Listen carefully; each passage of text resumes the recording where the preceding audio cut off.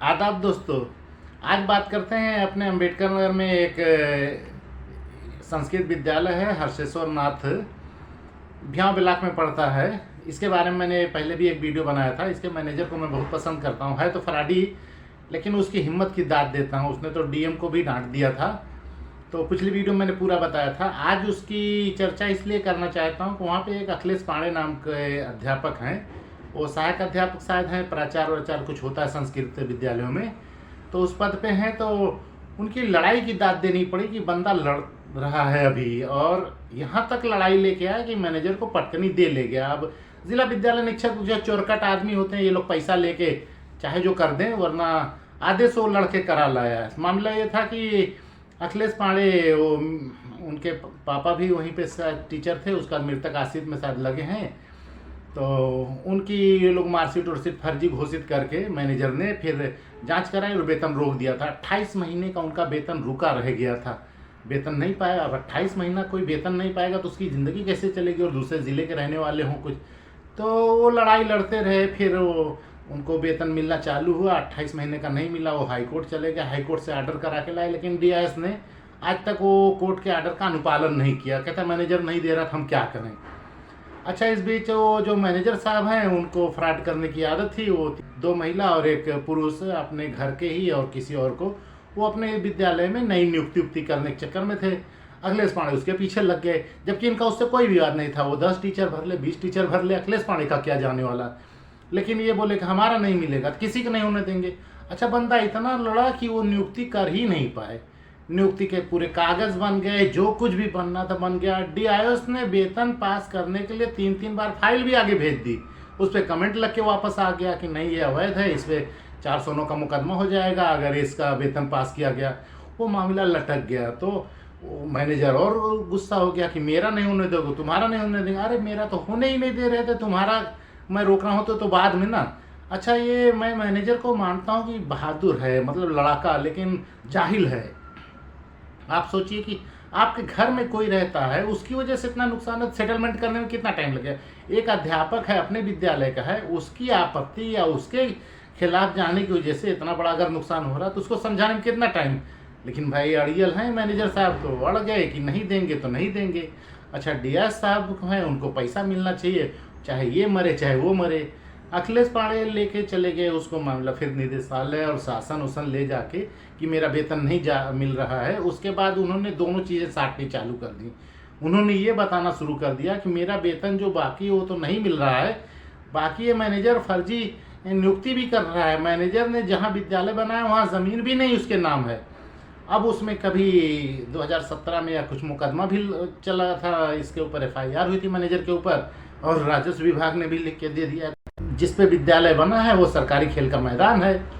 अब इतनी सारी रिपोर्ट लगा के जब उसने आपत्ति दे दी तो आपत्ति फिर से जांच हो गई। जांच विभाग ने किया, उच्च अधिकारियों ने किया, जांच में रिपोर्ट आ गई कि ये शिकायतें सत्य पाई गई। मंडल आयुक्त तो फैजाबाद को रिपोर्ट दे दी शिक्षा विभाग ने। मंडल आयुक्त ने उसको जेडी को दिया कि इस पर आप कार्रवाई कीजिए, संतुति की जाती है, मतलब इसकी कमेटी भी भंग कर दीजिए, प्राधिक नियंत्रक लगा दीजिए, अखिलेश पांडे का वेतन जो रुका हुआ वो दे दीजिए, और बाकी चीज़ों की जांच कर लीजिए। जो फर्जी नियुक्तियाँ हैं वो तो अखिलेश पांडे करा के लाए। अब जेडी साहब को ऑर्डर करना है तो जेडी और डीआईएस दो ना समझिए, ये दोनों एक ही हैं। मतलब एक वसूली एजेंट मान लीजिए, दूसरे का पेट भरने वाला। अगर डीआईएस ने किसी चीज़ में पैसा लिया तो जेडी को जरूर पहुँचाएगा। जो जांच कमेटी का उसका बहुत भयानक आदेश है कि जांच की गई, जांच में आरोप सिद्ध पाए गए, विद्यालय के विरुद्ध प्राधिक नियंत्रक नियुक्त कर दिया जाए और अखिलेश पांडे का निस्तारण किया जाए, यानी उनका जो बचा हुआ वेतन वो दिया जाए। जेडी साहब ने उस पर क्या लिखा आज कि अखिलेश पांडे के शिकायत का निस्तारण 7 दिन के अंदर कर दिया जाए। ये जो सरकारी 7 दिन होता है ना, ये 7 वर्ष से कम नहीं होता है। वो डीआईएस के मन पे है। हाईकोर्ट ने भी तो कहा था, उसने भी कोई ये थोड़ी कहा था जीवन में कभी भी कर देना। अरे भाई 1 महीना 2 महीने में कर देना। अब जेडी साहब भी कर दिया। अखिलेश पांडे इसको लेके बहुत खुश हैं, चलो ऑर्डर हो गया है, कुछ ना कुछ कार्रवाई होगी। हालांकि होगी कुछ नहीं, वो डीआईएस बैठा रहेगा और मैनेजर देगा नहीं।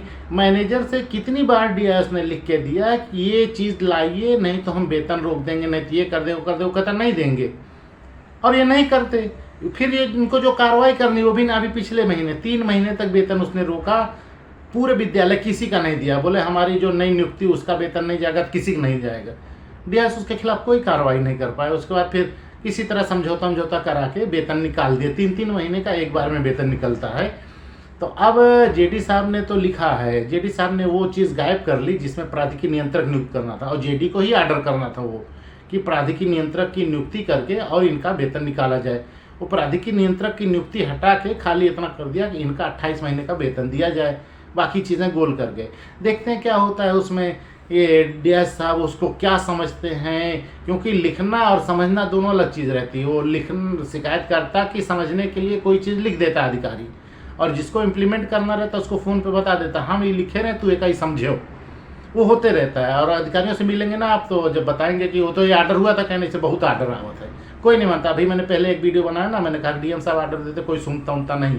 तो इसे जेडी साहब का भी है आर्डर आ गया है, कार्रवाई कर दो और उखाड़ दो, फेंक दो, कुछ नहीं होगा। अब देखते हैं अखिलेश पांडे को इस पे 28 महीने का बचा हुआ वेतन मिलता है कि नहीं, जो नियुक्तियां फर्जी की थी उसके खिलाफ कोई कार्रवाई होती है कि नहीं।